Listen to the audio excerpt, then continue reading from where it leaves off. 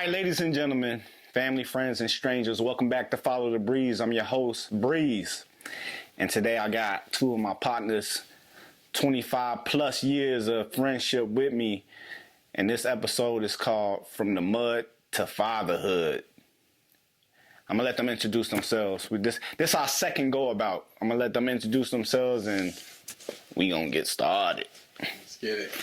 Well, I'm Q. A lot of y'all might know me as Quentin Childs if y'all grew up with me like my boy Ryan did. But Q from Bellwood, Chicago, all around the Chicagoland area.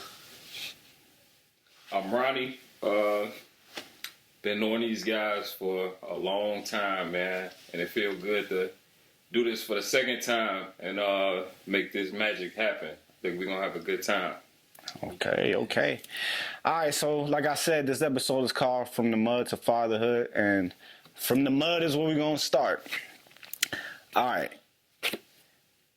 In the 90s, we was running around as kids, boogers in our nose, outside doing our thing, enjoying life.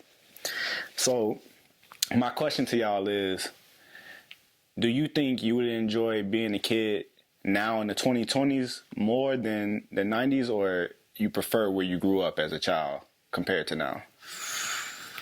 Well, obviously, where we started, that's exactly where I can't even imagine growing up now. Right. Like I see a lot of the youth now, and I try not to judge or hate or be like that angry old person, but like it was lit when we grew up. Like absolutely completely different than what's now, but I think where we grew up, that's exactly how I would want to grow up. You think you're being biased at all? Possibly. I asked myself that question too. I'm just like thinking about, I agree with you. Go ahead, Ronnie. I'll let you squeeze it out. I agree, man. I feel like back in our day, I feel like I couldn't see myself in this generation. Because kids nowadays don't go outside, bro. Yeah. They don't play outside. I mean, we stayed outside sun up to sundown. Right. Putting miles on the bike. Facts. Yeah, on the bike, bro. I was on the night. Right, for real. And you were scared to go in the crib because you ain't want to have to stay in the crib. Yeah. So it's like, man, once we was gone until it was time to come in. So I feel like we had more fun back in our day. Yeah, we had more personal interactions. Like That part. you already knew like where everybody was at because everybody's bike was scattered in the yard. You know what I'm saying? Bikes or a group of moms hooping. Yeah, yep. No social media, bro. No distraction really from that. Like everything was in person. The world felt smaller too. You know what I mean? Like you knew everybody from your neighborhood and shit like that. I feel like only reason why these kids even know each other is because they go to school together. But it wasn't no interacting after school like how it was when we was doing it. I just like, I don't know, man. I gotta force my kids to go outside and do shit. Yeah. You know what I'm saying? Right. Whereas when we was kids, they used to have to force me to come back in the crib. Them street lights. They'll push us out, but we definitely had to come out at a certain time. Like if we in the crib too much, then they under the, all right, go outside. Yeah. Like y'all in here either playing video games, y'all ain't doing what y'all supposed to be doing, y'all getting on my nerves, go outside somewhere versus please go outside. Yeah. Get off this game, get off this computer, get off this, like stop being a hermit, just go outside and interact. That's today versus us now. Like we had everything they had, but we just outside was better. Yeah, man. And I remember like all the stuff that we used to do outside, right? And it got me to ask the question of like, do you think if technology was dumped on us, like the technology that all these kids got, if it was just dumped on us out of nowhere when we was kids, you think we would have been like, I'm staying in the crib and doing this, or we would have still been at it trying to be outside and stuff like that? That's a good question. I feel like if it was dumped on us like it is now, I feel like no. It wouldn't be as much outside interaction. Yeah, we'll be them. Yeah. We'll literally be this generation. But that's why I empathize and that's why I get that understanding because they surrounded by it. it's so much information. It's so much this. The phone is addicting. Like, yeah, all these apps, the way the iPhone is set up, like all this stuff is designed to draw you. Yeah, it's to target you. Yeah. YouTube, TikTok, Facebook, all of it. Like, they spend millions and possibly billions of dollars on figuring out how to keep people engaging with this technology, with these apps, in order for you to stay on it, whether you outside, inside, in your car, at work. Everywhere you go, you're gonna have your phone with you. You're gonna be tapped into something. Yeah. And you just gotta make a conscious decision to be present or to interact with people like we interacting right now, in order to, get away from that. Yeah, because I'm wondering, because like our kids, right? Like, they was born into this, but like if it just came, and even as we grew up, it kind of started to like build. They started to get technology started to get better over time and stuff. But like, if it just came out of nowhere, you think we would be how the kids are today? Like, if it just like that, like the blink of an eye, just spawned on a social media. Yeah, you think so? Without a doubt, absolutely. Because my situation is one parent household. I have my siblings, but at the same time, my oldest is 12 years older, and my second older sibling, 4 years older. They're doing their own thing. We all insulated, taking care of each other, but at the same time, I'm doing me. This one's doing this one. Yeah. And you can't keep your eyes on somebody or something 24/7. Like, even without the technology, we was still doing what we wanted to do when the opportunity presented itself. Yeah, true that. I know for a fact I got punishments, whoopings, all type of things because I knew better, and I didn't do better because I just felt like, man, let me try it. See what's going on. Type. Yeah, I think so too, man. I mean, especially like with the games. I'm thinking about the games that we had back then, and like, look at what they got now. Like, if they drop a PS5 in the 90s or something, it's crazy, bro. That's sorcery back then. Yeah. Lost our mind. Yeah, we'd lost our mind. But you know what? I do think that the upper hand of us being outside most of the time and having that experience of being outside, I don't think it would be as easy as it was for like our children who born into this stuff. You know what I'm saying? Like, we at least got the taste of being outside, riding bikes, playing ball, going to the park and stuff like that. I'm not sure that, I guess I really don't know, because I don't really remember how it feels to be a kid, but I'm not sure it will be so suddenly. Maybe, I mean, because you talk about like the gaming systems, you talk about TikTok, Instagram, Facebook, like, it's a lot all at once, bro. And I get what you're saying. Yeah. It could have possibly took some time. Yeah. But it would have happened anyway, right? For sure. Yeah. For sure. Without a doubt. Yeah. Because even, like with me, my parents they was strict. So they monitor where you going, where you going to be, what time you going to be back. Yeah. But even if that happened now, I would have found a way to get on Facebook. Right. Well, you gonna always find a way. Right. Bro, but not to cut you off.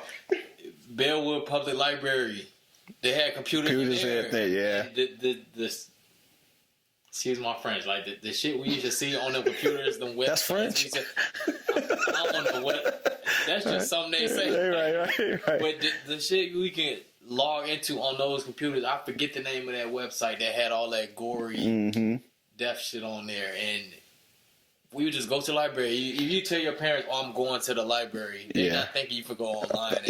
Wow, they think you could go read books. Right. You could go study, do your homework, etc. Whole time I'm going to the library just to go to Ask Jeeves and look up something crazy, or go to East Bay or whatever. Yeah. But we gonna find. I mean, you keep it a buck. Like, the schools are sending home iPads. Like, you wouldn't even have to go nowhere. Like, honestly, that'd be the trap right there. Ooh. No more textbooks. Chromebooks. They got take these computers home with you. Like, bro. I got a third and a first grader, and they got laptops. They come home with Chromebooks. Yeah. Yeah, it's Every crazy. day. And I'm like, it give you it's like it give you that feeling of like, I guess it's good, but then you question it like, I don't know. But no, that's just the world we live in. I try to lean away from it. I know whenever I'm with the kids, I try my best to like put my phone away as much as possible. Yeah. Like, if it ain't a phone call or an immediate text, I stay off the apps when I'm around them because I'm like, they got their whole life to grow up with this stuff versus them seeing me scrolling Facebook all or scrolling day, TikTok, and they yeah, leaning over, looking at you, they're like, "Damn, what you doing?" And then why she clapping her cheeks? like, and what's this real? They don't know what reals is, and they look in. They want it. They get that urge. It hit them quick, and it distracts them from like what's important as a 5-year-old, etc. You know what? The upside to that is like, bro, I be helping my kids with, I know y'all probably do the same thing, but I helping my kids with their homework, and like they learning way more than we was learning back then at this age. I'm like, my daughter's like, can you help me with my homework? I'm like, I was doing this shit in high school. I don't know if I can or not. I can try. Yeah. That's all I can do is try. Yeah. I was just like, man, they really put, I mean, that's the upside of the technology and stuff like that. You know what I mean? But I'm just, at the same token, I'm grateful to have grown up when we grown up, like where we grew up at the time, because the face-to-face interactions, you know, socializing, not being glued to the TV, you know what I'm saying? Like, I only watch TV when I ain't, right, that's what I'm saying. Crazy part. Right. We had all of that, but the balance was different. We had Sega, we had Nintendo, we had 64. Yeah. Had Xbox, PlayStation, all of it. We had it all. Game Boy, we had all of that, and the TV, and we was still like, we was tapped in everywhere. Yeah, for sure. It was weird, but it wasn't one thing lane. And I think, if anything, outside was more important. Sometimes we'll even link up to play the Game Boy together, or we'll link up to play the Xbox or PlayStation together. Yeah. But then after a while, we're like, all right, let's go. We back outside. Yeah. Let's ride bikes. It's just, it was nothing that could just keep me stuck in one place. You want to do as much as you could while you could. Yeah, I think because the games was limited too. Like, now the games are unlimited, bro. Like, if you beat a game, like, it's a whole new map now. You can go online and play with people. That's why I think the problem kind of lies. Like, if I flip a game in one night, bro, and then I'm back outside. You know what I'm saying? Like, unlimited. Yeah, it's unlimited. It's the same thing with the scroll. That's part of the. Oh man. That's literally part of the. Yeah. The problem is like I said, by design. Like, ain't no bottom of that scroll. Right. And it used to be when they started out, when Instagram, like, you used to be able to reach the bottom. Now, forget it, bro. Your thumbs will fall off by the time you figure that shit out. Sport nights and Roblox, they know how to lure you in, because you got, can I have some Robux? I need money for Robux. Oh, Robux is crazy. I need some V-Bucks and all that. I ain't at that, bro. Yeah, y'all way past me. Don't give them Roblox, bro. That game is treacherous. Yeah, you gotta monitor all this. I love saying no to my kids. It feels good telling them. That's why I told you earlier. My daughter was like, "You're a bad dad." It made me proud. I had to go in the other room and laugh because I'm like, I'm doing my job. Yeah. At the same time, they want, and can I have? I want. Can I have? And it don't stop. So like, you gotta cut them off somewhere because you can't give them everything. Yeah, if you give them everything, they're going to think that that's the way life's supposed to go when they get older. And you know what I mean? Outside of, talking to their parents, they're going to think they're entitled to shit. And that, it's a real shock outside. Outside of that, though, outside of the childhood, what do you think was some major differences back then compared to now? Like, I would say, like, depression was, like, you see kids with depression right now, like, kids with, I keep it a buck. Like, I don't remember seeing too many kids with depression. I don't even remember seeing really one kid with depression when we was little. I felt like none of that shit was really, not to say that it wasn't going on, but it wasn't as bad as it is now. Like, you got kids killing themselves left and right, talking about they depressed, on medicine and stuff like that. What do you think was some differences compared to like the 90s and where we stand right now? Just like what we've been talking about with as far as mental health, man, because it's so much going on. It's so much being put in these kids' heads, whether it's music, the music they listening to, social media. You got bullies on social media, and it's just they take me in so much. Yeah, and I think it makes mental health harder for them than it would for us, because we didn't have to deal with a lot of that stuff. We was. Yeah, I'm sure. I mean, I guess they would consider what we was doing bullying. Like, we used to cook each other all the time on the way to school. Like, honestly, I think it's a double-edged sword. Like, if you get rid of it, kids are soft.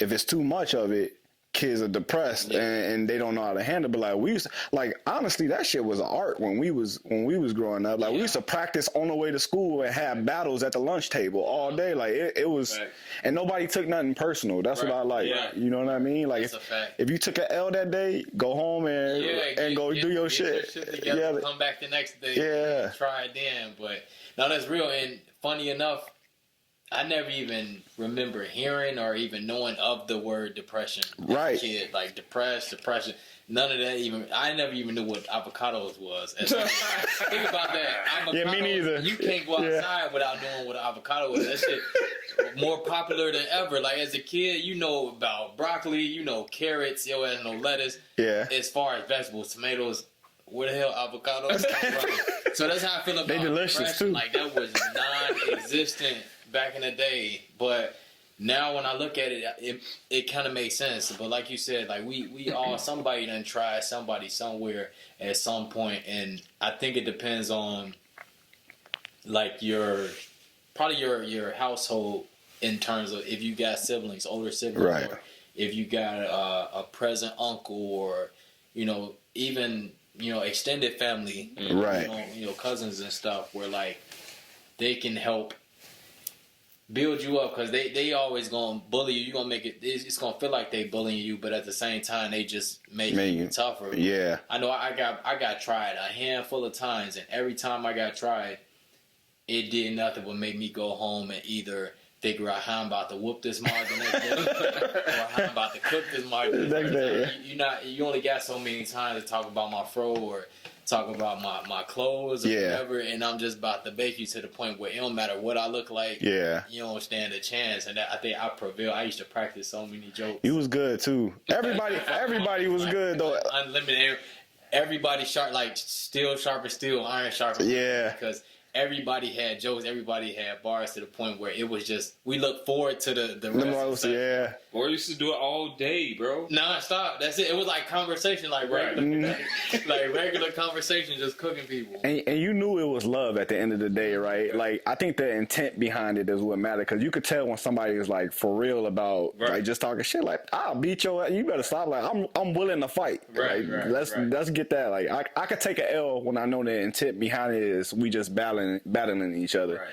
And that's why I think like a lot of these kids miss that competitiveness. Like, your circle got to be competing some way, somehow. I think, like you said, iron sharpens iron and stuff like that. Like, I think that's important, man. I think, like, my kids get it every day. Like, it's like they got, and they know that I don't got no ill intentions behind it, but I want them to know that, hey, outside of the house, it's a lot of people that's gonna try you. You can't just be crying. Like, you gotta be willing to pop off. Yeah. Now, I remember my oldest, probably, I think she was like a 6th grader, and she had came home like salty. Some girl was roast, like said a bum ass little girl too. Like, I'm like, she showed me a picture. I'm like, hey, hit her with this, and this.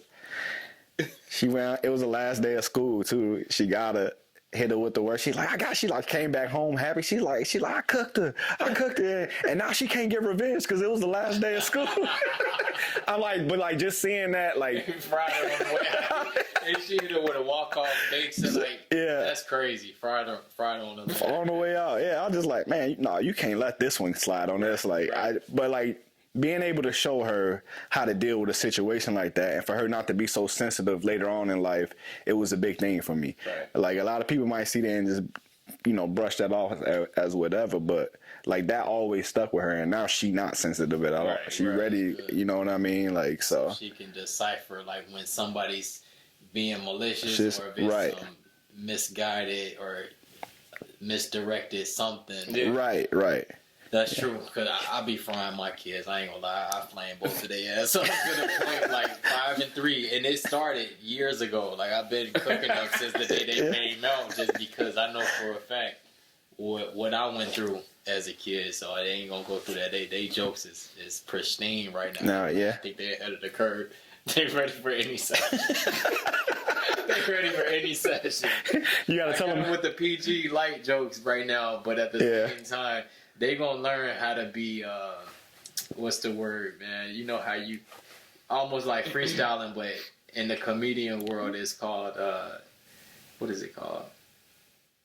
Like crowd? Is it like talking to the crowd? It's almost like crowd work. But yeah. But you can go off the cuff and just, you ain't got to think too hard about it because it's gonna be in you. I mean, and you had, and that's. I'm glad you said that. Like improvise. Yeah, improvise. That's what I was thinking about. Yeah. I'm glad you said that too, because like you could have a bunch of shit written down, right, or memorized, and the other dude could have more, and you can't just like stop. Like it was over when the bell would ring. Like you gotta be able to reach down and something out of nowhere. No, out of nowhere, like, bro. And some of the battles was legendary, man. Like I wish we had that stuff on film back then. Like some of the stuff that's going viral now, like I wish the cameras was on back then. We would have been. And don't get stumped on one of your jokes. Oh it's yeah. Like they whoever going at you, they like you gotta stay fluid because like, it comes out to the quantity. The quality matters a little bit. Yeah. But the quantity you could be saying a whole bunch of just randomness. Yeah, you can't be B-Rabbit in the beginning of the 8 Mile. Right. Over with. All right, cool. So we talked about like social media and technology, right? Now, with everything that's going on today, between like, for example, let's say like the Diddy stuff, how they finding out all this stuff, kids being trafficked and the stuff that's going on with like these trade wars and all these wars that's going on. It seems like we living in a crazy time. Like there's mad stuff going on, but it seems like we living in a crazy time.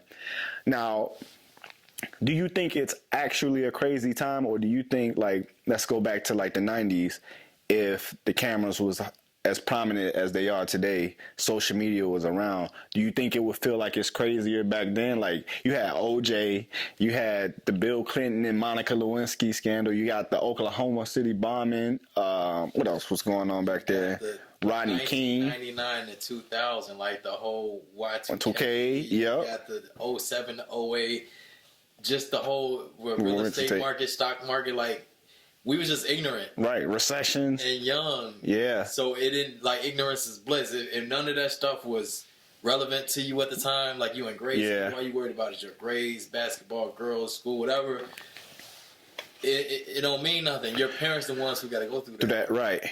We're at that age now where, like, we're just aware, and it's relevant to us because we all got kids, we all got mortgages, we all got bills, we all focus on the economy, so all of this stuff is more important to us, so it just makes sense. So if you look back as an adult now to those times, would you think that things were worse then or now? Like you had the Rodney King shit, the OJ shit. Like I didn't realize how crazy the OJ shit was.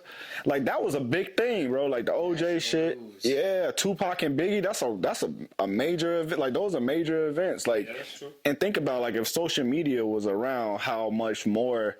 Like the news is one thing, right? Yeah. But social media, everybody got access to that. Every single there ain't no escaping no information.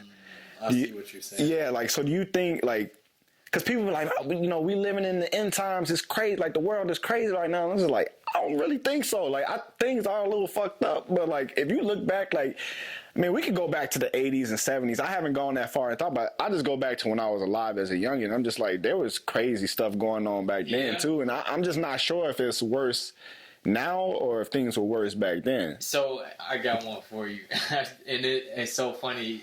All right, that's an amazing question, by the way, too. Like, I think it's the same.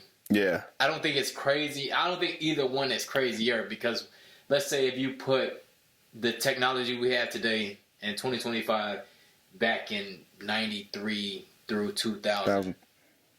I think it's the same because if we got this technology back then, that means our mind is adapted to this machine right now. So, like, as big as the OJ trial and case and low speed chase, his ass was just cruising. Right. As big as that whole Broncos situation was, we'll be on it until there's a verdict. But then 2 weeks later, where we at? We off of it already. So yeah. I think it's the same. And it stuck around. Tupac and Biggie. Right. Yeah, I was gonna say it probably stuck around more back then because it wasn't any social media and stuff like that. Things wasn't as prominent or as plentiful or like. Yeah. It wasn't as many outlets. Like you just got ABC, NBC, all your local news, and that was it. And they'll eat it up until they can't get no more out of it. Versus now, where like, think about it. Nipsey been dead for 6 years already. Yeah. When he first died, it was the biggest thing ever for maybe a month and a half. And then it just went away until the next thing popped up. So I think it's the same, honestly. It's just the technology makes things... But so like the Nipsey and the Nipsey thing, I think it might be slightly different because I think Tupac and Biggie had more of an impact on the music game at that point in their lives, right? And it was beef between the East Coast and the West Coast. So it was like a whole like... you know, one side of the country versus a whole nother side of the country type thing. And I mean, I guess you're right though. I probably still would have just like a month would have passed and then they would have been. Lives have been on to the next. But just imagine us back then and around that time when Biggie and Pac got killed, having YouTube.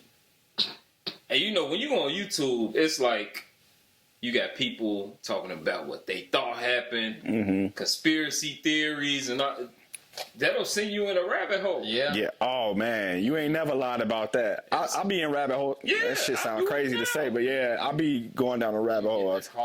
I'm watching what everybody talking about, what they think, what evidence they got, who they heard this story from. Like with the situation going on now with Big U.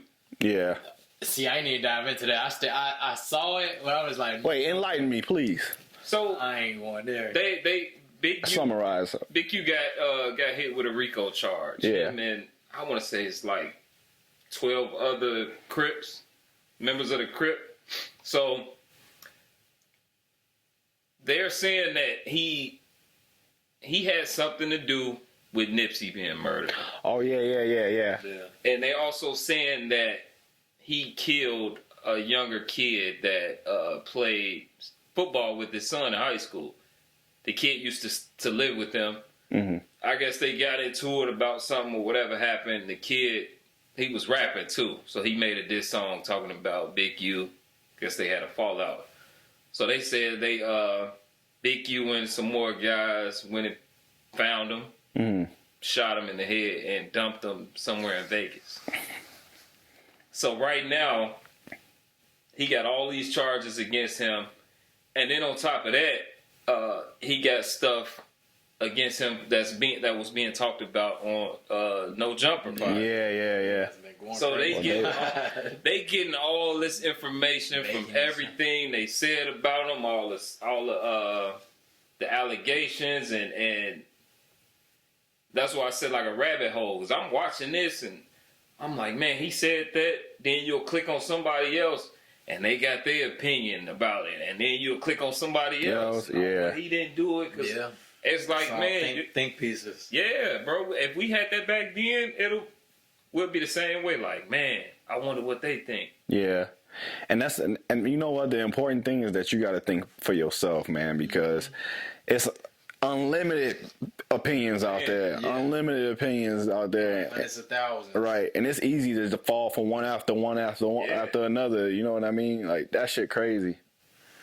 Yeah, I just think I think social media do play a big part. Like, cause even the stuff that was going on with like Buddy from Nickelodeon, like how he was messing around, like I would have never thought that was happening back then. Schneider. Yeah. Ruined our childhood back then. Right. Like he a goofball. Like I went down that one. That was probably one of the last ones I went down. And I'm like, this dude is insane. But like, who would have ever known? No, that? Right. Like I get it. People speak up, and then these platforms put everything out there and blow everything out, which brings delight to it, but you would have never known that. Nah, that documentary, like, oh man, even the Subway dude. Yeah, like bro, I ain't never really fucked with Subway, anyways, but still, like, man, seriously, like that's crazy, man. Like these dudes are like the amount of stuff that's going on out there that man, we can go on and on about conspiracy. We could save that for another topic, but yeah, I'm just wondering, like, I wonder if social media had a big part because, you know, the news, and that's another thing is like the news will tell you what they want to tell you.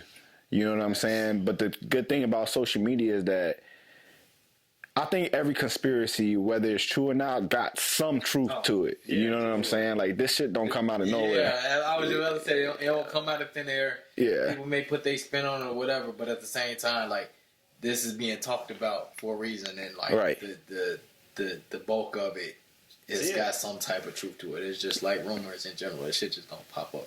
Same with the news. Push their narrative. Yeah.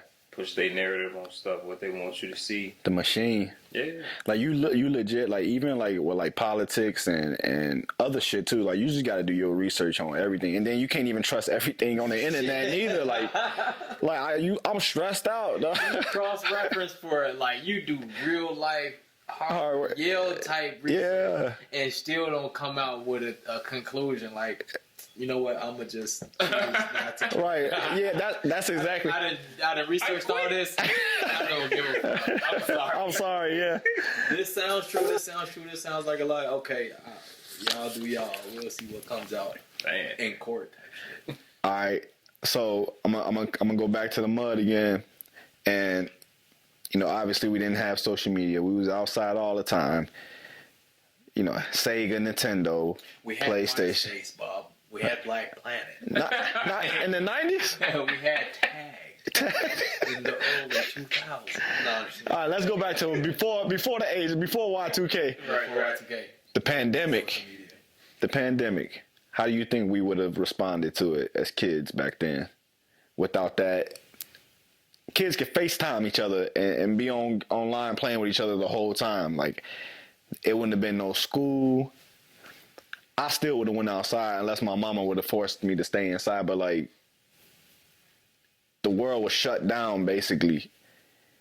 And in our era as kids, we didn't have access to all that stuff. Like, how much can you play the Sega Genesis? How much can you play the PlayStation before you start losing your mind type shit? Like, what do you think it would have been like for us? I'm going to let you harp on that one first. I think it would have been devastating for us. Yeah. Just not being able to do what we grew up doing. But in a way, I think it'll be beneficial, like, for family. Yeah. Your intermediate family. Right. Yeah, but it'll still be a hard time, of course, because that pandemic was like, it was crazy. It messed the kids up for a minute, bro. Yeah, it was crazy, bro. And it's like, I remember I had, me and my wife went on a trip. We went on a cruise. And this one was, like, when it started just brewing up, and we filling out sheets, and they talking about coronavirus. So we're like, okay. And then did the cruise. Soon as we got back, that next day, everything started shutting down. Yeah. It was crazy, bro. And we like, oh, man, we done been on a cruise. We don't know who had it, who we came in contact with. It's just panic. Yeah. Yeah, that was a crazy time. But I think we would have been devastated, but it would have benefited at the same time. Time for the family and stuff like that. Yeah, we had just came back from Vegas right before they started shutting down. We just like, damn, like I remember like seeing it on social media and I joked about it. You know what I'm saying? Like, get out of here. And then like once things started really going, I was like, oh, dog, yeah. That shit was light till it got heavy. Yeah. What you think though? How you feel about it? What do you think it would have been like? Asked me the question, if you don't mind, because I'm trying to figure out. You comparing Y2K to... No, I'm saying if the pandemic would have happened in the 90s when we was kids, like if we would have gone through what our kids went through during the pandemic, at that time in our lives, in the 90s where there was no technology and stuff like that, how do you think we would have responded? Like how much more difficult or easier do you think it would have been for us? I think it would have been way easier, honestly. Like, you think so? Just with the lack of outlet. Like, the news is one thing, but, like, we made it through chickenpox and measles. Yeah. And shit like that. Chickenpox and measles, like, they weren't necessarily taking lives as rapidly as COVID was, but they were still taking lives, and they were still prominent, and you had to get vaccines for these things. Like, people still getting chicken pox and measles today, whoever didn't get their vaccine. Right. And it'll take your life if you don't protect yourself from it. But at the same time, like, how fast is news really getting out there? Yeah, and that's the whole thing with social media. How rapid is things really getting out there? How, like, you can go outside, and, like, if you go outside back then, there's no TV. Yeah. There's no phone you can look at and get instant updates. So you just living your life carefree without knowing. The whole ignorance is bliss thing again, versus now, like, you gonna get these updates. Right. You get them. You would have known because they would have shut down everything, right? Exactly. It would have taken longer too, and by the time it finally caught up, they would have been halfway to a resolution. Right. As fast as they moved on this vaccine for the COVID thing, by the time it made it to the general public, as far as news outlets goes, they would have been probably 75-80% of the way to a solution by the time, like, the news made it, like, nationwide. Okay, so let's say they did shut everything down the same way they shut everything down here, right? Because there's conspiracies on COVID also. Let's just say that they forced a shutdown on everything. No schools, 6 feet away from each other. Parents probably panicking because all they know is what the news is telling them. You know what I'm saying? So they not letting us go outside to play and stuff like that. We can't link up with each other. There ain't no FaceTime. There ain't no internet. Like, as a kid yourself, stuck in the crib, not being able to interact. Because I think that was basically our whole lives, was our family and then interacting with our friends. If that was taken away from us, like, my kids, I'll be honest with you, my kids, like, struggle, like, socializing with people and stuff after the pandemic. Like, because they was not going outside, you know what I mean? They wasn't going places and stuff like that. They had to do school online. Like, do you think that would have messed with us work more than it did kids today, or you think it would have been about the same? Probably the same. Yeah, because kids don't know nothing, man. They just know what's going on. Like, I didn't know I liked Dragon Ball Z until my brother was in the house watching Dragon Ball Z. I didn't know I liked Pokemon until my peer was playing Pokemon. So I think it would have been the same, just from a child's mind perspective. Like, it's rare to have a leader with an undeveloped brain, basically. Yeah. A kid is a kid through and through, and they see and do what they see. Yeah, I agree. I agree with that. But I do think it would have been worse because there was less things for us to do.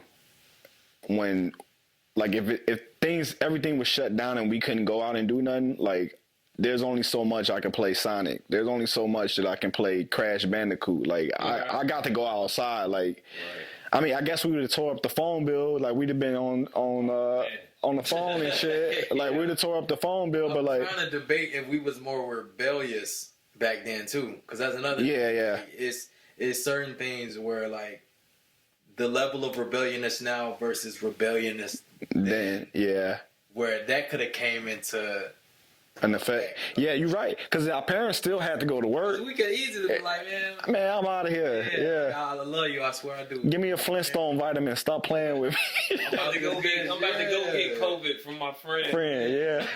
I'll bring it back. Right. I rebel. I know I rebel. Yeah. You're probably right. So, I just think how strict it would have been. It depends on how strict it would have been, probably. Like, because I can't imagine spending a whole, like, summer in the crib or some shit like that. Like, I was out all the time. Yeah, that's tough. All the time. But you're right, though. Like, I've just been busting my mama and my dad ass and Uno all day. Draw 4 or let me go outside. One of the two.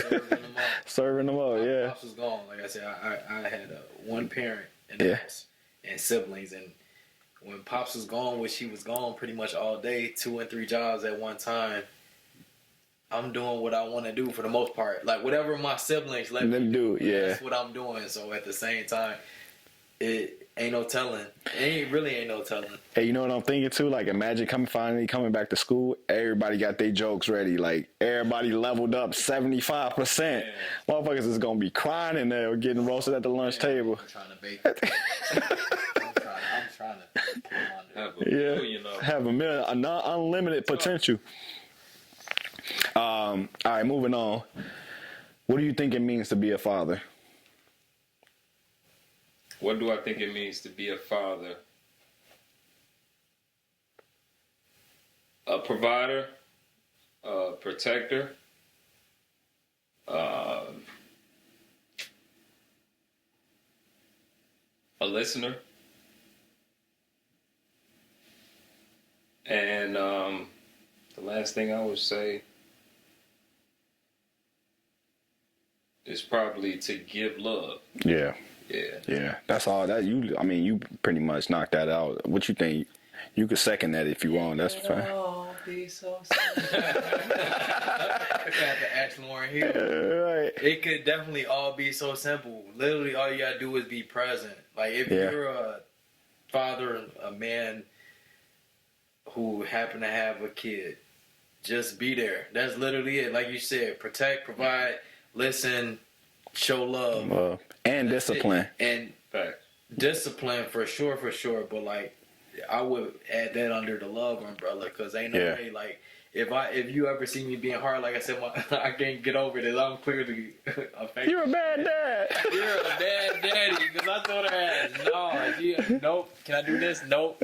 Hell no. Go to your room if you ain't listening. That's all out of love, because I know for a fact, if I let you do whatever you want to do, it's gonna be over with once you get older and grown. Right. So it's like, show love, provide, protect, and just be present. Like, that is that simple in terms of being a father. Like that's I don't see any more detailed about it, honestly. Do you ever understand why some fathers just like vanish and shit like that? Do you ever wonder like why? I never understood. Like, okay, I don't want to say I don't understand, because all of the stuff that y'all both said is perfectly correct from my perspective as well. I agree with y'all, but it's not so easy, right? Like, sometimes you just be like, man, like, they driving me up a wall. You got other shit to deal. You got to, because you're the leader also, you know, of the family. You know what I mean? Like, you got to deal with so much stuff. I wonder why some men can handle that stress of being a family man, father, husband, and then being yourself also, because you gotta make time for yourself also. So what do you think the difference is between somebody who sticks around and somebody who just, you know what, I'm gone, like I'm going to the store and then they never come back type shit? Damn, that's a good question. This ain't even on the list, but I'm just wondering though, you know what I mean? You're dropping bombs, because I've asked myself that so many times. Like, I abandoned my family tonight, to be proudly. I said, you can stay if you want. I love y'all so much, but I'm out, man. Yeah. I'm gone. I don't got no social life outside of y'all, but I need this break right now. No, real talk. It's just the pressure, man. Like, pressure in any situation will make anybody fold. Like, if you look at the national championship game, what old buddy did from Houston. Oh my! From Houston.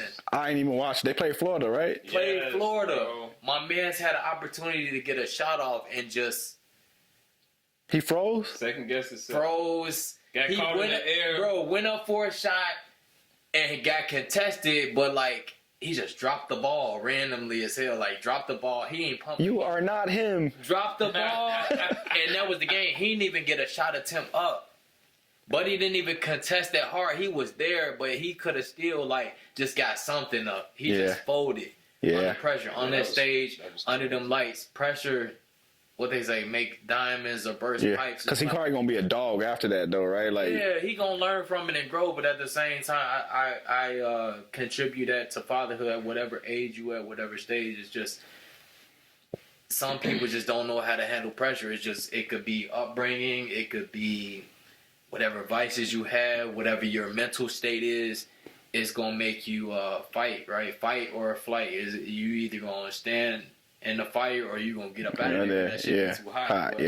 I seen my pop stand in it, so I ain't got no choice but to stand there. I seen my grandfather, like, it's in my bloodline for, like, the men to be around and stick through, so I don't know nothing different. Yeah, I feel you on that. What you think, Ronnie? I feel like it's just the point to where you realize, all right, I got a kid now, so it's not just me. It's not about me no more, honestly, because it's a bigger picture now. And some fathers who get women pregnant and don't end up sticking around, they they not ready to give up that selfish life. Yeah. That selfish lifestyle. You know, be able to do what they want. Maturity. Yeah. Yeah. So I mean, I feel like that's the difference. Just a man realizing, okay, I did this. We made this happen. So it's about the kids now. Yeah, because they didn't ask to be here. Yeah, for sure. And it's not like, oh man, your life over with or whatever, but it's about the kids now. Yeah. You bring in kids into this world, you got to make sure they good. Yeah, you are no longer first. Facts. Like, you got to put your family first. Right. And you got to make sure you got to make sure you a good version of yourself too, so you can be able to take care of them properly. Right. And you know what I mean? Like, for me, it was just my old man was there. You know what I'm saying? Like, whatever he did, you know, as far as having all these kids and stuff like that, you know, maybe not everybody got the same. You know, my brother, other siblings may not have the same perspective of him as I do, but he was there for me. You know, even though him and my mom divorced and stuff like that, like, he was there for me. And I'm still with my wife and, you know, the mother of my kids. And I think the 2-parent household is extremely valuable. Yeah, for sure. Extremely valuable. I mean, especially, like, definitely for sons and daughters, but, like, especially for daughters, man, like, just because the world is out to get them, you know, and men are built a little bit more tough, I think.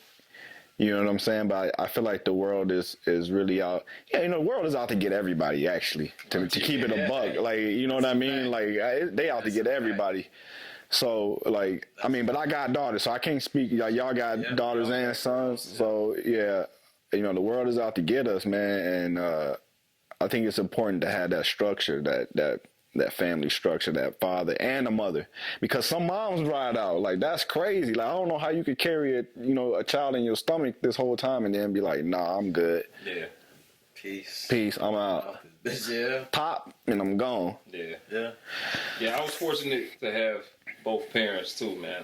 That played a big part. Like I said, it's either immaturity, vices, or just it's no other way to put it, man. You just might not just be right in the head, or your upbringing, whatever you saw is what you portray. Yeah. And you know what, man? And like I said, my dad was there. He made sure he was in my life and stuff. But, man, I actually was super blessed, because shout out to my stepdad, man. That dude wasn't nothing short of a father, bro. Nothing short. And he's still, you know, over 20 years. Like, he still here, still a father. Yeah. Taught me, taught me so much stuff, So, like, I got lucky, bro. I got to get a stepfather and have my father, like. So I ain't got no excuses to be a yeah. I used to use that as a joke, but I was like, that's why you got 2 daddies and no mama. I cooked somebody at the lunch table one time. That's why you got 2 daddies and no mama. That's treacherous. It was treacherous. It was game over with that one too. I was like, I'm gonna use that shit again. I'm gonna read. All right. So when you ever look at your kids, do you ever get a glimpse of yourself? And either one of y'all both got 2 kids, right? Well, your kids look. Yeah. Not just how they look though, but like you know how they. Your kids look just like you. It start there. At the flesh, because you look at it like. For one, you look like your parents. Like, them genes are strong, man. Like, my kids look exactly like me. Like, yeah, me too. I couldn't deny them if I wanted to, type shit. Like, the silhouette, when I look at them head on, like, it's... You're not my dad. You're not my dad. So, it starts there. Yeah, you're right. Again, like you said, whether that's your blood or not, you raising them. Yeah. They taking everything. My kids is silly like me. Yeah. Funny like me. Witty like me. Rhyme like me. Smart, snappy like they mama. Like nerdy, like the both of us. Right. My wife is a different type of nerd. Like, she's in the psychology field, and that's like, cool as hell, man. Wanted to be in marine biology. Like, she understands like how dolphins talk and how they interact, and like how penguins only have one mate their entire life, type shit. Like, and the kids, that's crazy. They pick up on all of that. Like, yeah, they sponges right now. So I think the upbringing matters. Like you said, with your stepfather, like, that's your dad through and through. And I think a parent, whether it's biological or not, like a parent is a parent no matter what, in terms of how my kids see it or how I see my kids.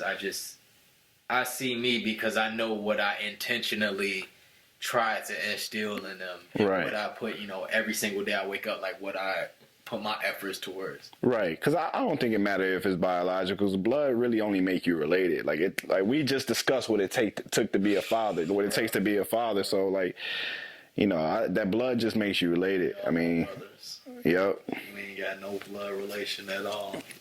Shit, let me do my ancestry and then we'll find out. Shit, we from the same neighborhood. You might be related to the bodybuilder. Y'all that might be Junior. He might hit you.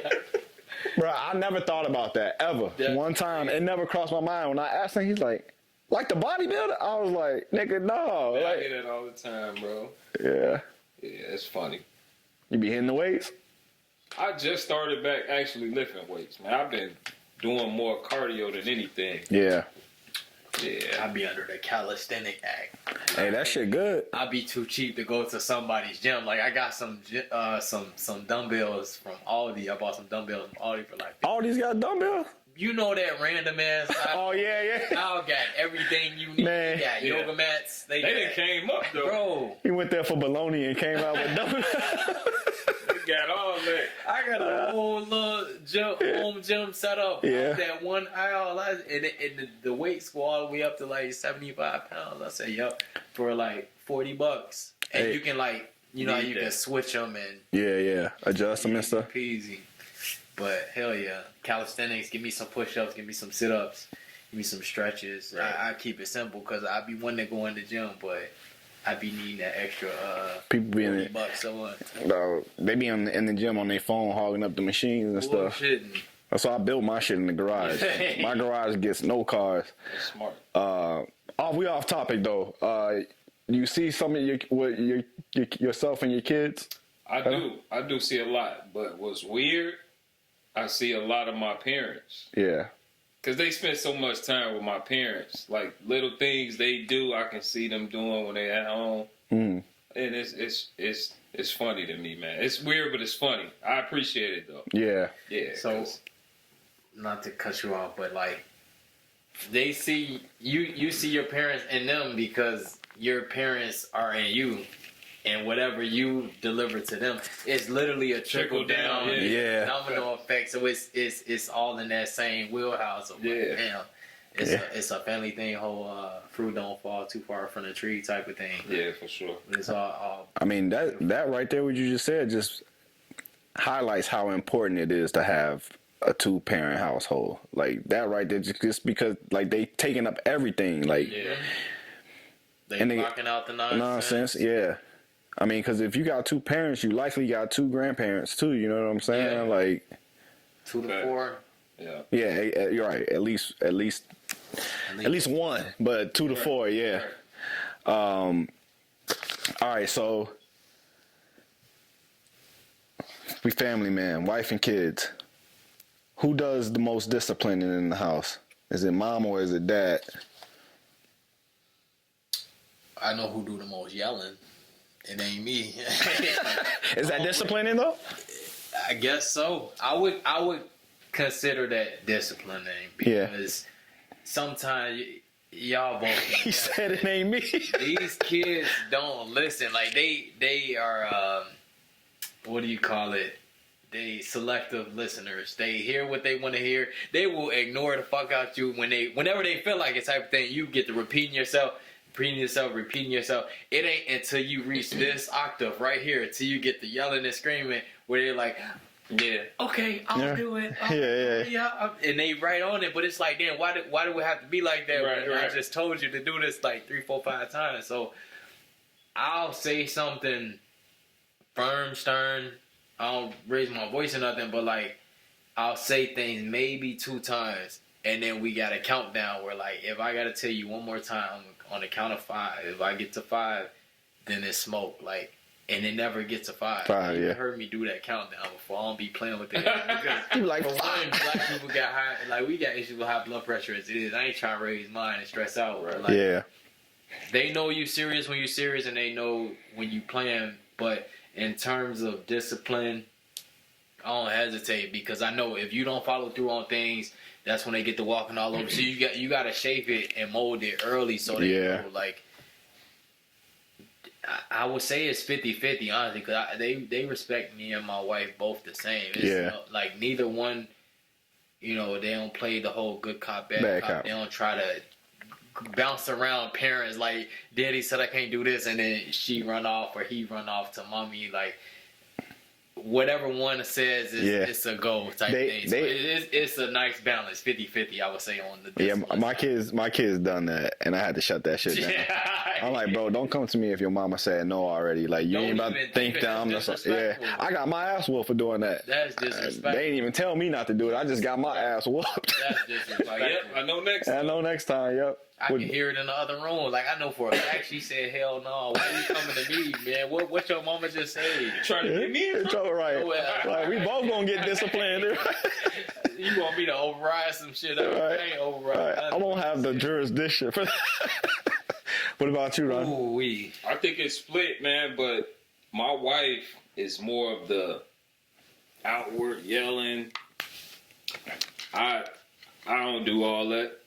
I tell them one time, and they know I'm serious. Yeah. And they fall in line. And I tell her she gonna get me. But I tell her, I'm like, you wasting energy doing all that. Yeah. Yeah. You wasting your own energy. Yeah.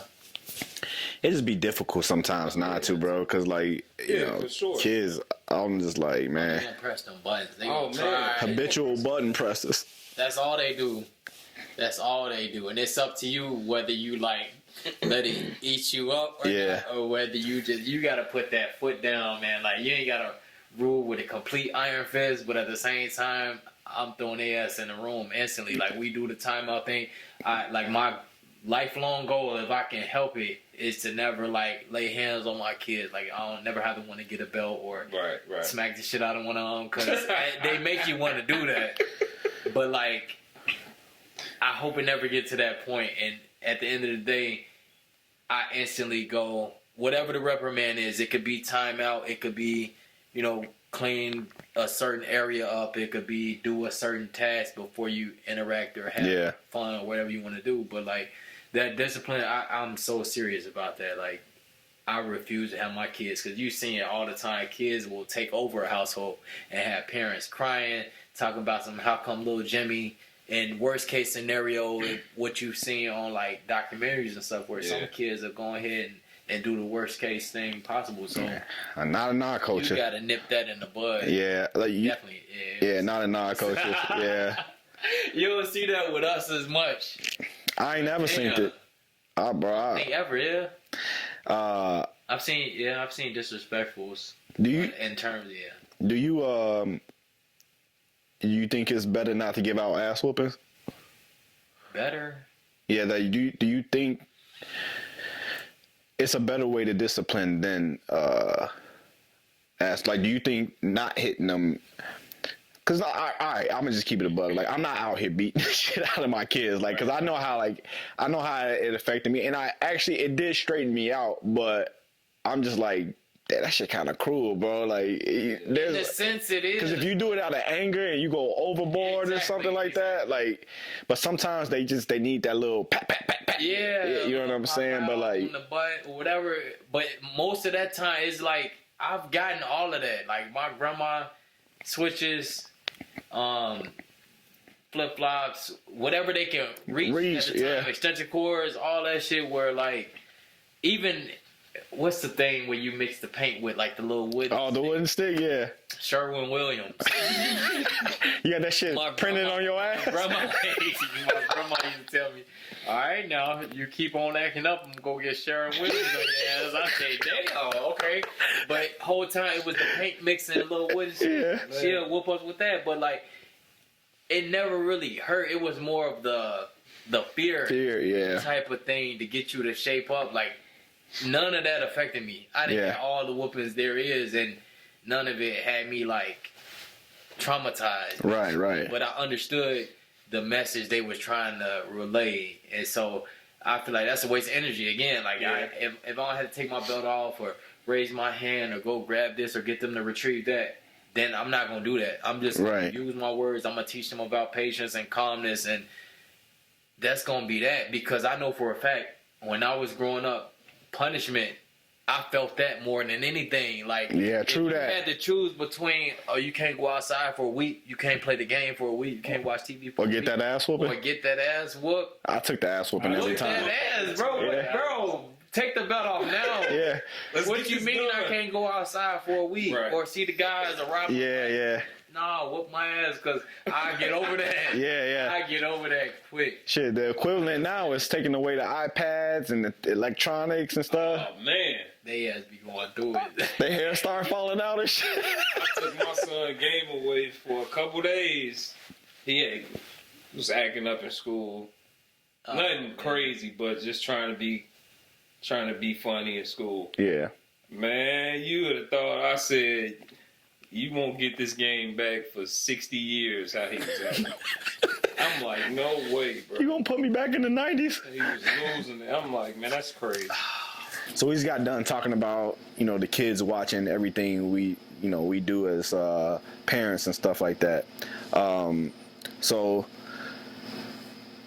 with the kids watching everything we do, what do you want them to learn from your marriage? Well, first, I want them to learn what true love looks like. Another thing I want them to learn is when they do get old enough and they start thinking about marriage, to how important it is in finding your soulmate, the right person for you. Yeah. Yeah, because that's important, man. I've seen a lot of people have kids with the wrong person. Too many people. And it turns out bad, man. So just showing them through me and their mom what true love looks like, and making sure you marry the right person. Yeah. I agree with that. Hey, I'll say similar. I would say I don't know if it's a difference between true and real, but real love. And like nothing you see on TV type shit. Cause that may be out there.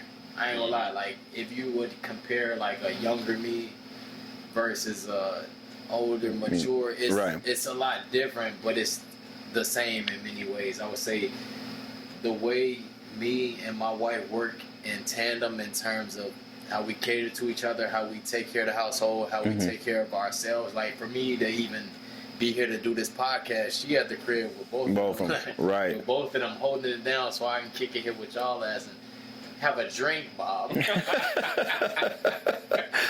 So teamwork makes the dream work. That's not a cliche for no reason. Like it's times where one person gotta do the heavy lifting, basically. I had them from 6:45 in the morning till about 6:45 this afternoon when I was flying this way. So like 12 hours straight. After you okay? 8-hour shift. You okay? Decent. I'm good now, man. The nerve to say that you ain't a good dad is crazy. 12 hours straight.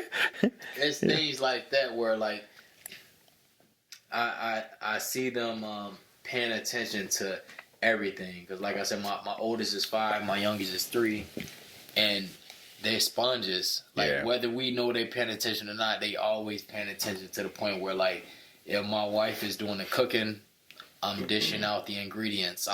Yes chef, she telling me hand me the parsley, I'm handing over the parsley. Hand me the garlic, I'm doing this. Hand me the large, I'm doing that.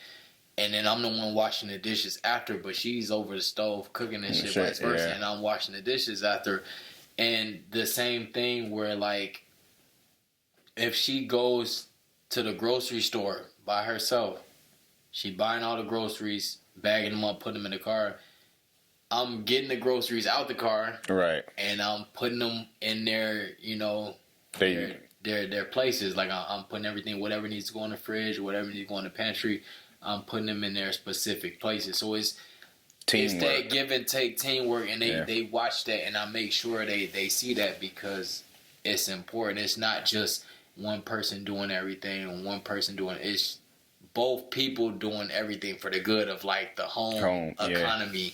So that's my biggest thing, because sometimes one may be off, or sometimes, you know, some may be doing something, whatever the reason. You could be sick, you could be out of town, you may have a busy work week or a busier work week, and you may have to pick up a little bit more this week versus the whole 50-50 thing. But at the same time, we're both keeping this thing afloat. So I try to make sure that they pay close attention to that, because it can get spooky when one person is just doing way more all the time, you know, getting taken advantage of, not being appreciated, etc. Causes resentment. So we model all of that.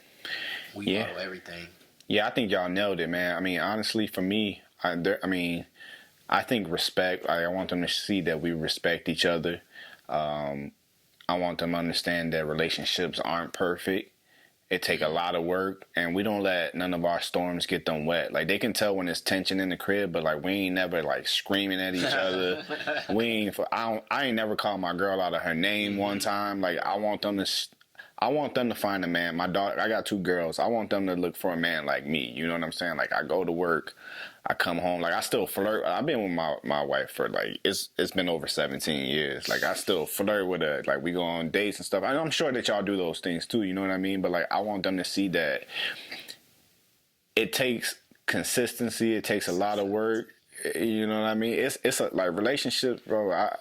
I think people think that shit's sweet. Like, they be like, you so lucky, you know, you got you a family and stuff. And I'm like, I'm blessed. Don't get it twisted, though. Like, that shit is not easy. That shit. This is not easy. It's a daily task. Yeah. A daily conscious effort every single day. Like, you got to be disciplined with this stuff. You got to be really fully in. Like, you can't have, like, 1 foot in and 1 foot out.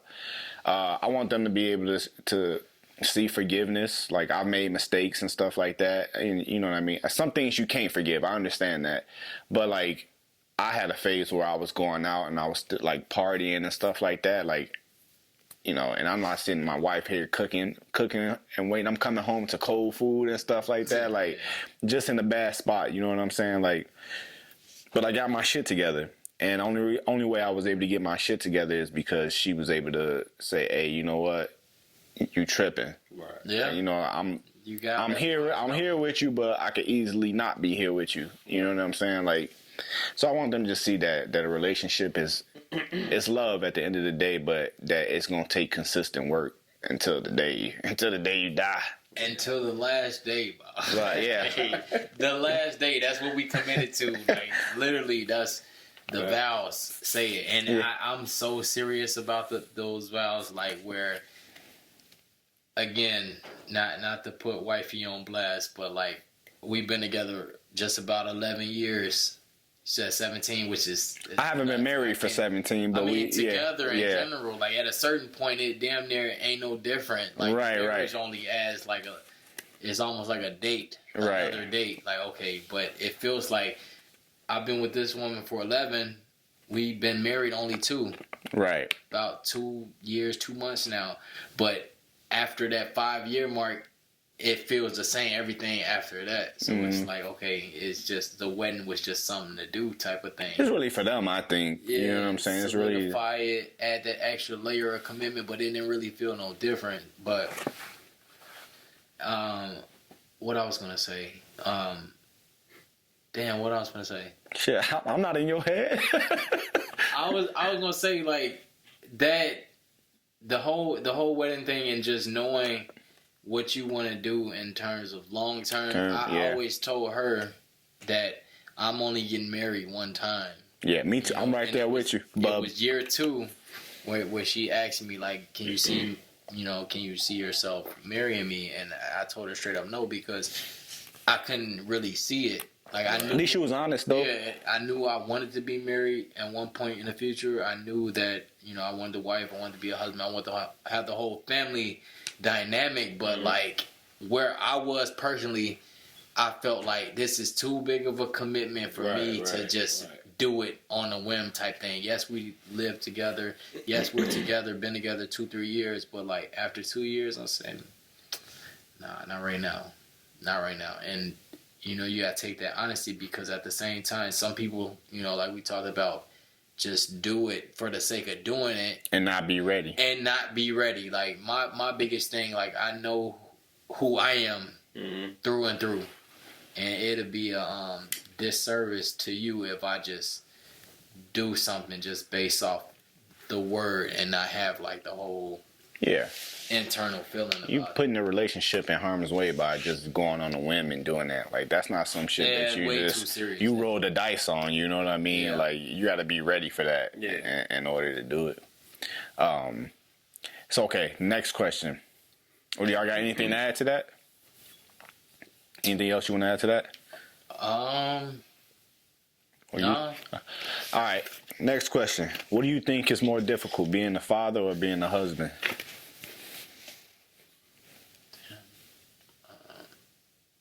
More difficult. Sheesh. That's tough. Come on, man. That's Dr. what I like. Phil. Call me Breeze.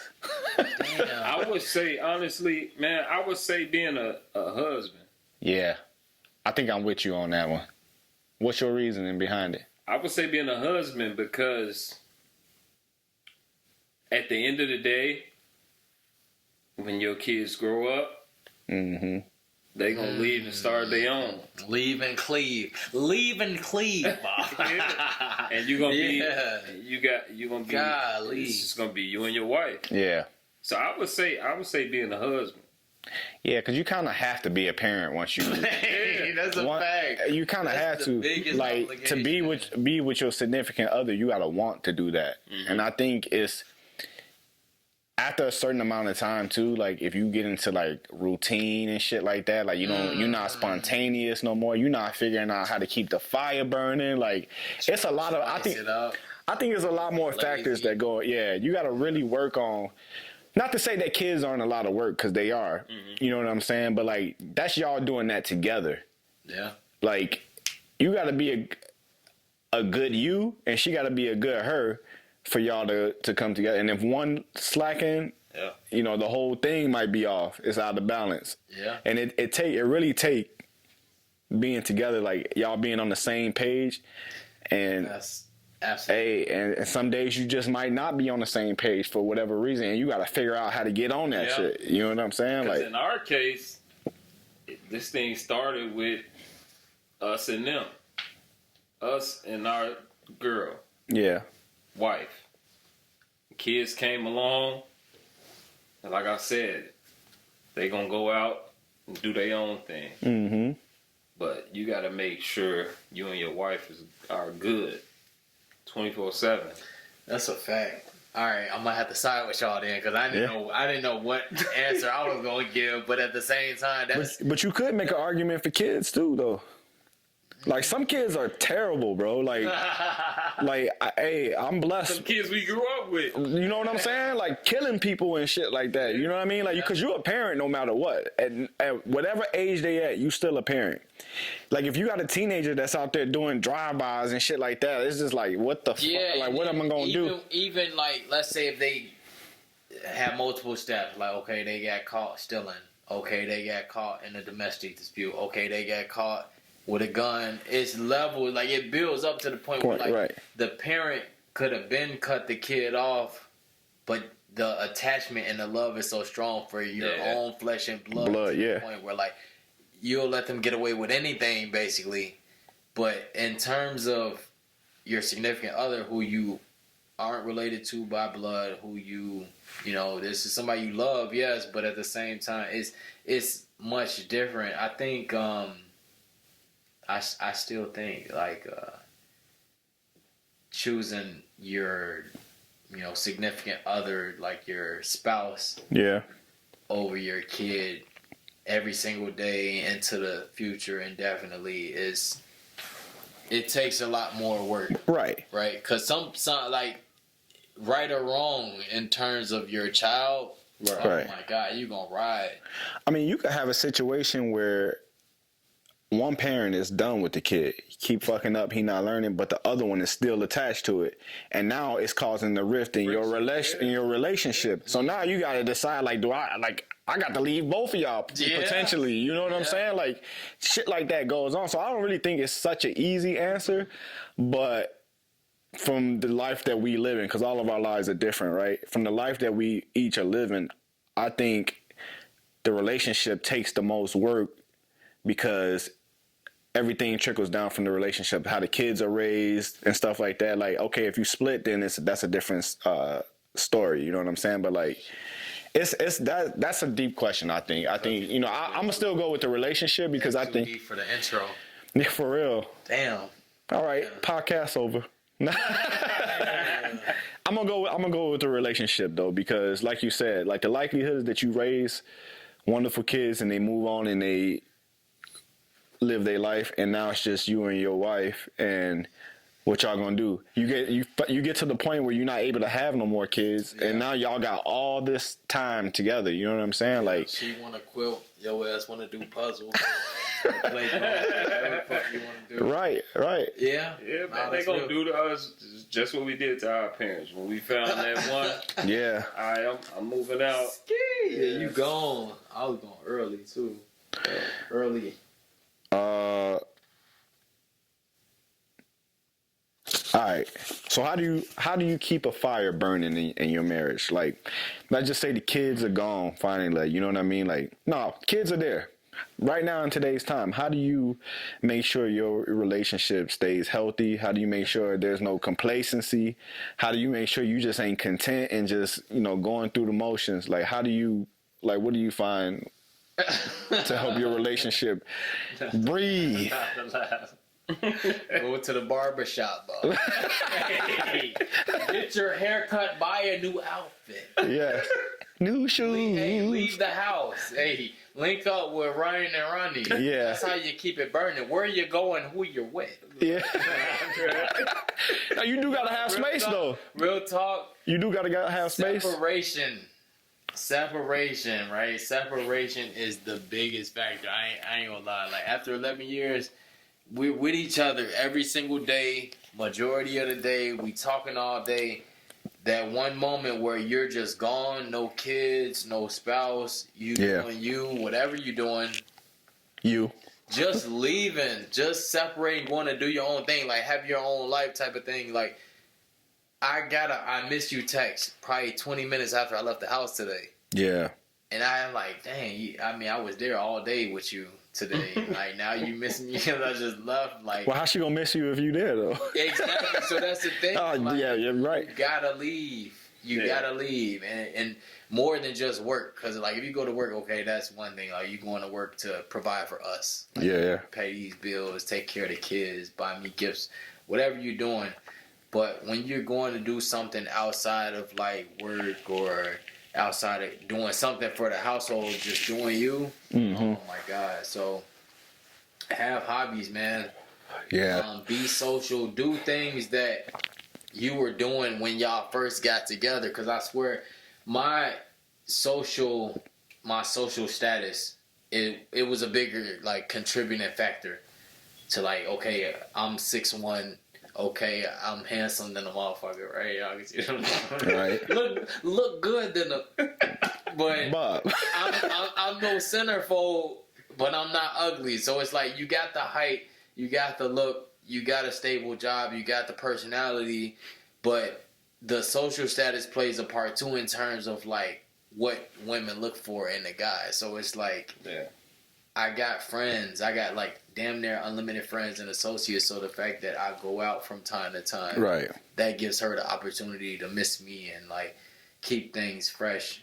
And I just think a little bit of separation, whether that's friends or family or whoever you're going to spend time with outside of her and the kids and the family dynamic.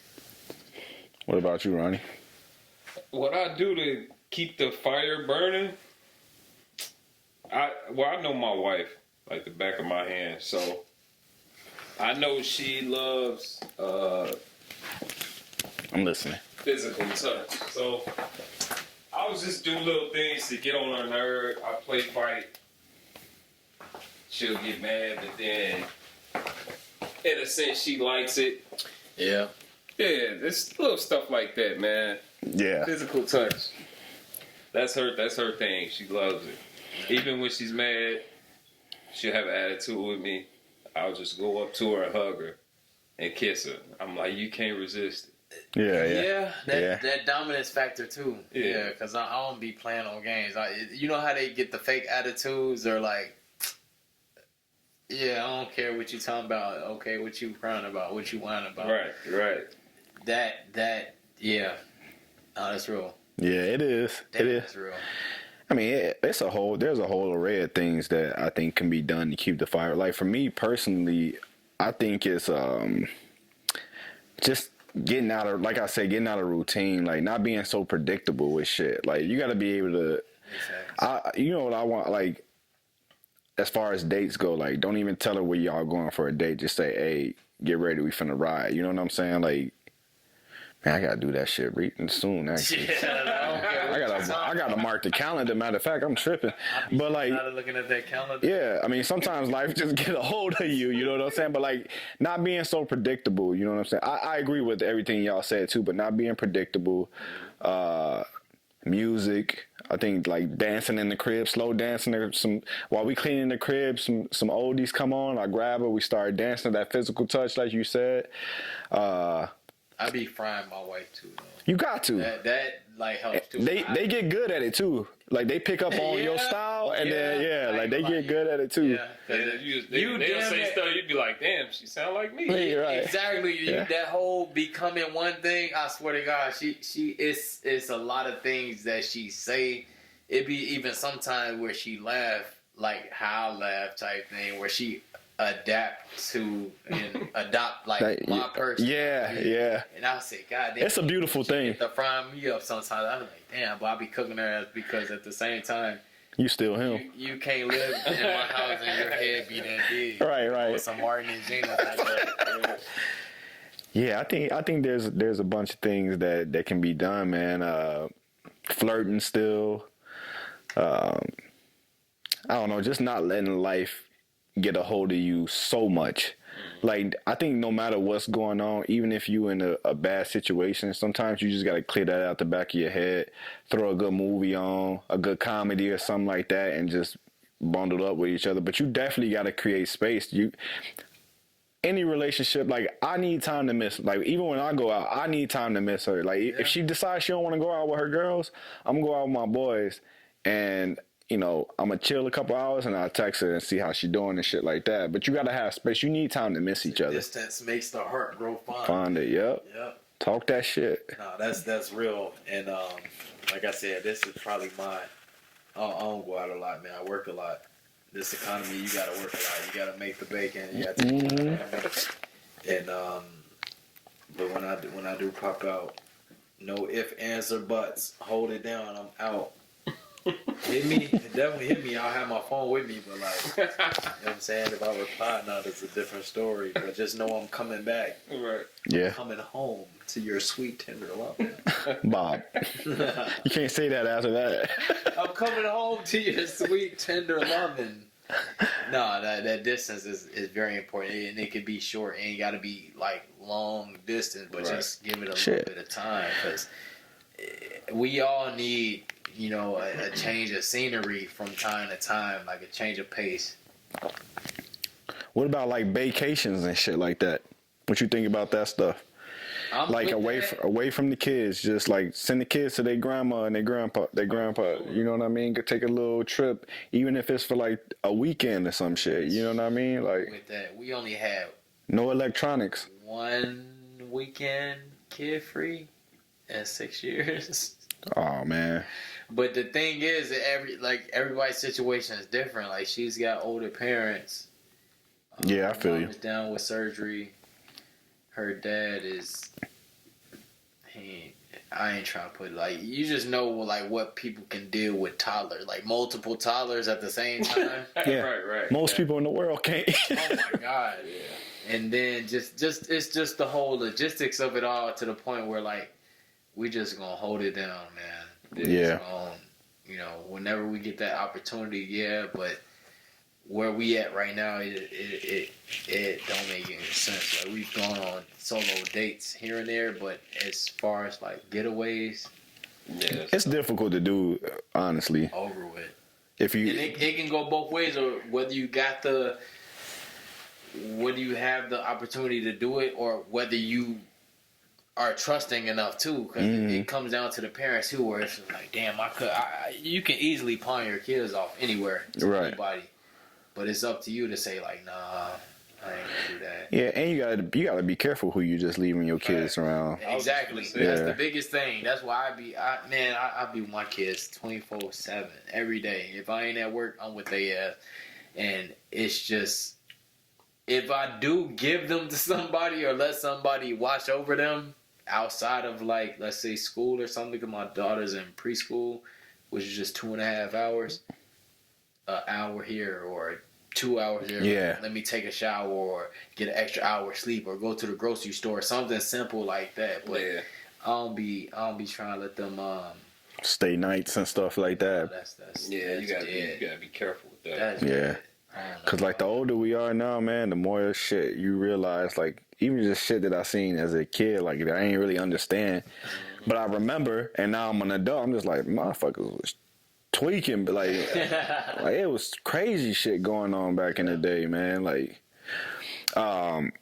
conflicts. How do you settle conflicts with your significant other? I'll take this one. Let me take this one. So we just had a conflict. 2 conflicts, actually. One, which, if she sees this, she can attest, it ain't overstepping boundaries. It's not too crazy, but like, what do we have? A situation where we're buying Christmas gifts. We're not big on Christmas gifts. It's just like, let's do the kids. We don't buy each other gifts. We don't go buy like extended family, nothing's crazy. It's just a grab bag here. And, you know, other than that, but like, she felt like I didn't think of her at the time. And I was just like, okay, I could see how you feel like that. But at the same time, we agreed to not exchange the gifts. So I'm like, okay, whatever. Like, if you feel that way, who am I to tell you being dramatic or you being theatrical? If you feel that way, you feel that way. Okay, we solved that. But then there was another time where, like, she usually gets the kids together herself every morning. Where, like, the daycare, she takes them to in the morning because it's at her job. So she takes both the kids. And I just switched my work schedule. So now I'm able to come home a little bit earlier to help with the logistics of, you know, packing lunches, packing bags, getting the kids ready, getting them out the house, and relieving you of that. And she was like overwhelmed, and she said something to me out of line to the point where I'm just like, all right now, like, yeah, watch your tone, Bob. I'm not one of your little friends. Yeah. So it was one of them where, like, ain't no way you're this overwhelmed, right? Like, it takes me, on average, 45 minutes to get home. I made it home in 32 minutes. I did everything to get the kids out the car. I made their breakfast, got them ready, brushed their teeth, did their hair, got them in the car, etc., etc. All you gotta do is grab your coat and get in the car. I even preheated the car. Like, that's the type of nigga I am. I'm gonna get all that ready to the point where I relieve all that stress off you that you would have had to do anyway had my schedule not changed. Right. And she had a moment, which was during that whole cycle where they damn near can't control themselves. She jumped out her body, and I was like, all right, you got me fucked up. Like, you gotta appreciate me a little bit more. You being disrespectful. But at the same time, it was just like, she apologized. That was the thing. She was like, all right, I know I did a little bit too much. At the same time, this is what I'm dealing with. I didn't have to do all that. So I think as far as conflict, you have to address things right then and there. Yeah. Like, you can't let it linger. You don't have to raise your voice. You don't have to let things linger. But get it over and done with. Like, before we got married, we had premarital counseling to the point where if ever we're in a conflict so deep, we're going back and forth to the point where there's no resolve. We literally say ice, ice, baby, which means we gonna end this shit because we ain't getting nowhere. We gonna end it right here, and we'll pick up where we left off. Yeah. And we can't just say ice, ice, baby. We have to say it like the song say it, like ice, ice. I can't even be mad no more after saying that shit. So that's the point where it's like, it's silly, it's goofy, it makes both of us laugh. We table it, and then we come back and figure out whether it was just misdirected anger or was a real actual issue. And 9 times out of 10, it's not a real issue. It's just like, I've been stressed at work, or the kid's driving me nuts, or I'm on my period, or this, or I'm dealing. Versus going back and forth for days at a time. So after 11 years, where we at? Nothing we run into ever lasts longer than 2 hours, maybe. Yeah. Like, shit, people be having shit lasting for weeks. She tweaking. She off for it. She looking at me like, damn, his energy off for it. He's short. He using one word responses, etc., etc. And then she get the prying and prying, but like nothing lasts longer than 2 hours with us. So it's our conflict resolution is on point, man. So I'm grateful for that, because in the past that should have lasted 2 days, 3 days. Yeah, and that should be uncomfortable like that. Or just your ego will take over to the point where you just like, I don't give a fuck how they feel. Yeah. I don't care, like, this how I feel. Who cares how you feel? I'm gonna get my point across, whatever, and no resolve happens. Right. And then y'all just smash and and make up, and then just put it behind you. But that's toxic. Yeah. I'm trying to move toxic. Yeah. What about you, Ronnie? It's funny he say deal with it right then and there if it's an issue. Because me and my wife just discovered today, like, if we got an issue with each other, we not going to communicate it via text. Yeah, that's it'll big. never come across the right way. It's big. like you going to take it a certain way and it's not put out that way. So we like, all right, we got to come to the conclusion that if we feeling a certain type of way towards each other, never try to solve it through text. You gotta talk. Yeah. Y'all be in the same house texting each other and shit. It's like she was mad. I was upset about something. She went to work. I'm at work. He texting it. Yeah. And we like, clearly this ain't gonna be the answer to the solution. It's just gonna make it worse. Her text messages a certain way, and she taking mine. Oh my god, text can be so.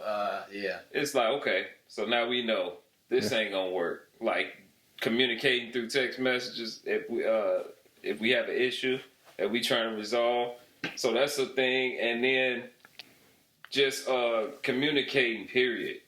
Yeah. Not bottling it in. Yeah. That it'll lead to something else. That shit get that shit get dangerous. Yeah, the more you hold it in, you feel in a certain way, and one day turn into 2 weeks. Facts. Right. 2 weeks turn into shit.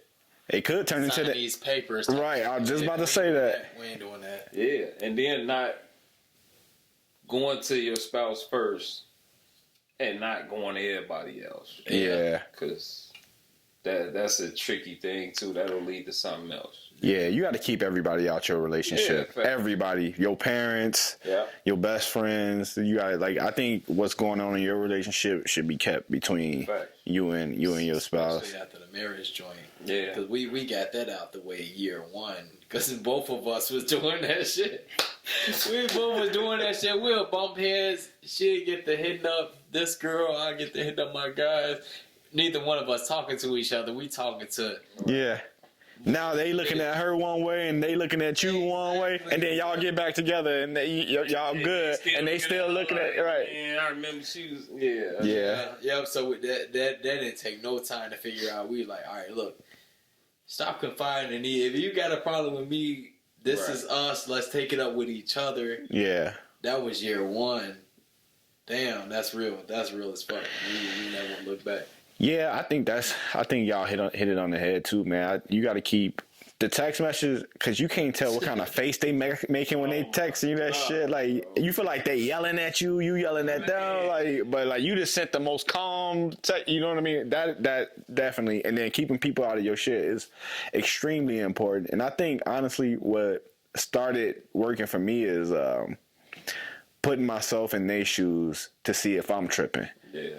Like, and sometimes I do be tripping, but then sometimes I don't be tripping. You know what I'm saying? Like, I get what you saying, but hell no. Nah. Yeah. I get what you saying. Yeah. My bad. You know what I'm saying? Like, taking a look at yourself sometimes. Man, we human, bro. Like, we fuck. And I honestly, like, looking back, because I've been in this relationship for a long time. Like, looking back, like, a lot of shit was my fault. I ain't gonna even hold it. Like, a lot of shit was my fault. Some shit was her fault too, you know what I'm saying? But like, having a conversation, I think, is the most important thing. Keeping everybody out of your shit, especially like I can't be going to my parents and telling them what's going on, because that's just a whole nother, like, the friends is you know, you want to keep them out of your shit too, but like, definitely family you want to keep out, because like, y'all have this big fight and then y'all make up, but the family ain't made up. Yeah, you know what I'm saying? Like, so I think that's important. Yep. All right, I'm about to start wrapping it up. I got a couple fun questions. All right. I say that one for last, but all right. What's an outdated slang word that you would like to bring back today? Outdated slang that I would like to... Oh, man, it's tough. It's a lot of shit. I feel like... Damn, I feel like ain't no slang really... I mean, it's definitely outdated slang, but I feel like I use whatever. Like, you would call somebody Joe? I'm so swaggy, like, what's up, Joe? Whatever the fuck, and anybody gonna understand what I'm talking about. Like, if I was... Nah, not kids. Kids are clown you. Gen Z, they'd get your ass for some shit right now. And they shit trash, bro. I ain't gonna even lie. But they'd get you for some shit. Like, what? Who is Joe? What does hecky no mean? I can't even really... Joe. I say everything. That's the thing. What up, Joe? That hecky Joe. I don't know. I can't even remember too many of them, honestly. I feel like they cycle through too. Like, we ain't that far out the game where, like, we are. He said we are, as the dad of a 16-year-old. Yeah. As a dad of a 15, 16, I know we're out the game. I went on a mission to try to figure out, learn what my kids be talking about and stuff. And like, I started hearing it, I was just like, I can't even do it, bro. Like, this shit. This shit weak. Ain't nothing I would want to bring back then, because I still use everything I used to use. I use some of the newer shit, and then I'll still, just for shits and giggles, call somebody a jive turkey. Like, that shit. Well, I guess that's a classic too, though, right? Yeah. You jive turkey. Jive turkey. Come on, Jack. Yeah, shit like that. Like, I still use whatever. I feel like the internet is the great equalizer where you can say whatever and get away with it type shit. Yeah. All right. I agree. All right, real quick. Go-to snack.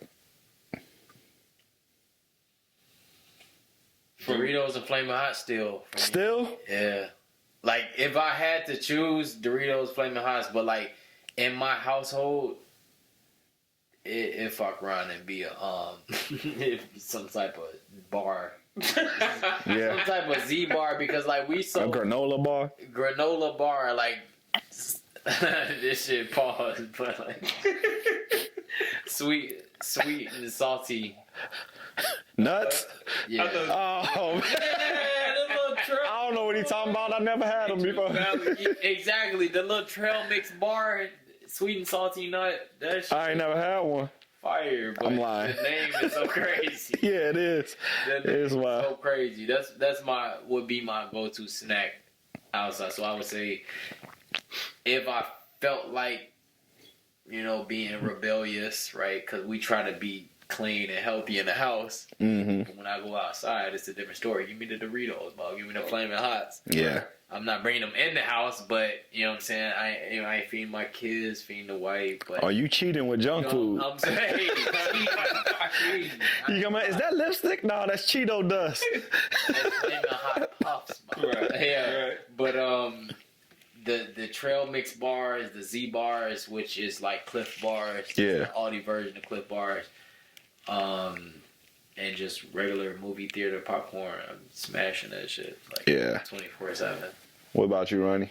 Man, I just found out that not just found out. I've been knowing for a while, but hot crunchy curls. Yeah. I had some of those like 3 weeks ago. Bro. Where you can get them at? They changed, because you remember they used to be out, but it was trash. Yeah. I think they switched back to the regular. They definitely went back. Oh my God. I ate a big one in one sitting. Like I went to Benny's and bought a. No Diddy. I went to. You said you ate a big one. In one sitting. Hey, you taking this casting couch shit too far, Q. This man, what you doing later? With no hesitation. Yeah. I didn't even. Oh man. I didn't know where y'all was going. No, real talk. I went to Benny's. I went to Benny's, bought my little favorite beer, and you know how like you reach if you were the points. Yeah, you can get a bag of chips for a penny. I went and grabbed it. They had hot crunchy curls there. They had like the bigger bag. Let me get one of them. Smashed the whole bag in one sitting, but it had like the OG flavor and ingredients to it. Because at one point that shit tasted off. Yeah, it was trash. But that shit's back. They must have re-rocked it. They snapped. And I'm not saying I'm gonna buy it every time. I had to stop eating them.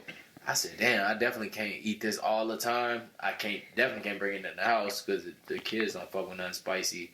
And wifey be mad at me like, damn, why you bring this in the house? Like, I might have to edit this out there. But nah, she knows. She know.